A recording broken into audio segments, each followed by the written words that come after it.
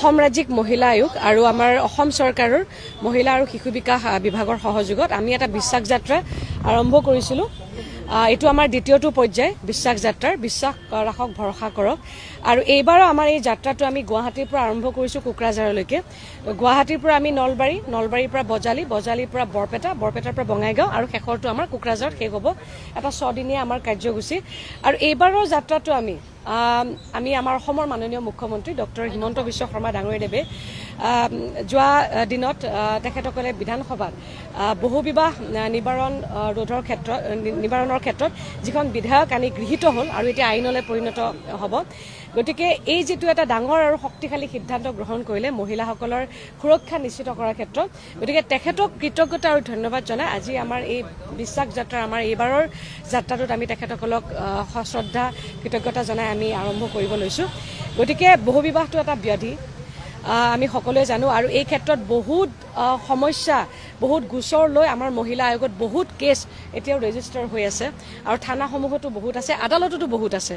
গতিকে মই ভাবোঁ যে মাননীয় মুখ্যমন্ত্ৰী মহোদয় ইয়াৰ আগতেও বাল্য বিবাহৰ ক্ষেত্ৰত খুব শক্তিশালী সিদ্ধান্ত গ্ৰহণ কৰিছিল, যিটো নেকি ভাৰতবৰ্ষৰ কোনো ৰাজ্যত ৰাজনীতিৰ ঊৰ্ধত থাকি কৰিব পৰা নাছিলে। গতিকে ৰাজনীতিৰ ঊৰ্ধত থাকি তেখেতসকলে বাস্তৱায়িক ৰূপায়ণ ক্ষেত্ৰত এটা সিদ্ধান্ত গ্ৰহণ কৰিলে আৰু এইবাৰ এছেম্বলিত তেখেতসকলে বহু বিবাহ নিবাৰণৰ ক্ষেত্ৰত এই যিখন উত্থাপন কৰি বিলখন আনিলে।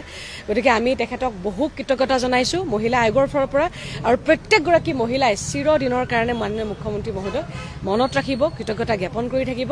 আৰু আমি বিচাৰিছোঁ যে প্ৰত্যেকগৰাকী মহিলাই স্বাভিমানেৰে আত্মবিশ্বাসেৰে তেখেতসকলে জীয়াই থাকক। আৰু এই বিশ্বাস যাত্ৰাৰ জৰিয়তে আমি উইমেন হেল্পলাইন 181 আৰু মহিলা আয়োগৰ কি কাম, মহিলা আয়োগৰ পৰা কেনেকৈ মহিলাসকলে তেখেতসকলে নিৰাপত্তা হওক বা সুৰক্ষাজনিত সেৱাসমূহ গ্ৰহণ কৰিব পাৰে, এই ক্ষেত্ৰত এই ধৰণৰ সজাগতা লৈ পেলাই আমি এই যাত্ৰা আৰম্ভ কৰিছোঁ।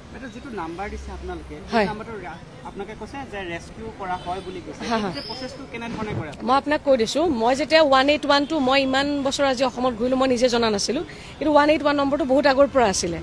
এই 181 নম্বৰত যদি কিবা কাৰণত আপোনাৰ ভগ্নীয়ে হওক, যদি স্কুলৰ কলেজৰ পৰা আহি আছে, তেওঁ যদি কিবা কাৰণত যদি মানে তেওঁ অনুভৱ কৰিছে যে তেওঁ সুৰক্ষিত নহয়, যে কোনোবাই তেওঁ পিছা কৰি আছে বা তেওঁ অনুভৱ কৰিছে যে মই এতিয়া বিপদত পৰিব পাৰোঁ, এই নাম্বাৰটোত যদি তেওঁ ফোন কৰে আৰু এই ফোন নাম্বাৰটোত ফোন কৰি তেওঁ যদি তেওঁ ক'ত আছে সেই মুহূৰ্তত, কোনখন থানাত পৰে, কোন জেগাত আছে, সেইখিনি যদি কৈ দিয়ে, তেতিয়া সেই আমাৰ যিটো 181ৰ যিটো আমাৰ টীম আছে, তেওঁলোকে সেই থানাত অন্তৰ্গত OC হওক, তেওঁলোকে সেই ৰেস্কিউ কৰাৰ ক্ষেত্ৰত তেওঁলোকক সহায় কৰিব।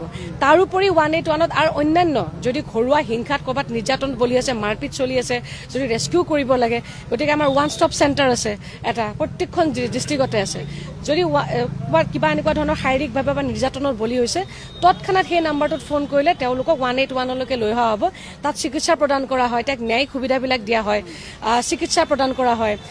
গতিকে এই 181 নম্বৰটোত ফোন কৰিলে আপোনালোকে ভাৰতীয় আমাৰ সাংবিধানিক ব্যৱস্থাত মহিলাসকলৰ যিখিনি অধিকাৰ আছে, ন্যায় সম্পৰ্কে যদি কিবা জানিবলৈ আছে, ভাৰত চৰকাৰ হওক বা অসমৰ কিবা যদি মহিলা সম্পৰ্কীয় যদি আঁচনি সম্পৰ্কে জানিব লাগে, এই 181 নম্বৰত ফোন কৰিলে আপোনালোকে গোটেইখিনি বিতংভাৱে তথ্য লাভ কৰিব। আৰু আমাৰ মহিলা আয়োগৰ তৰফৰ পৰা আমি নাম্বাৰ এটা আমি মুকলি কৰিছোঁ। সেই নাম্বাৰটো বাৰু আমাৰ ইয়াতে নাই, কিন্তু ছ'চিয়েল মিডিয়াত আমি কৰি আছোঁ।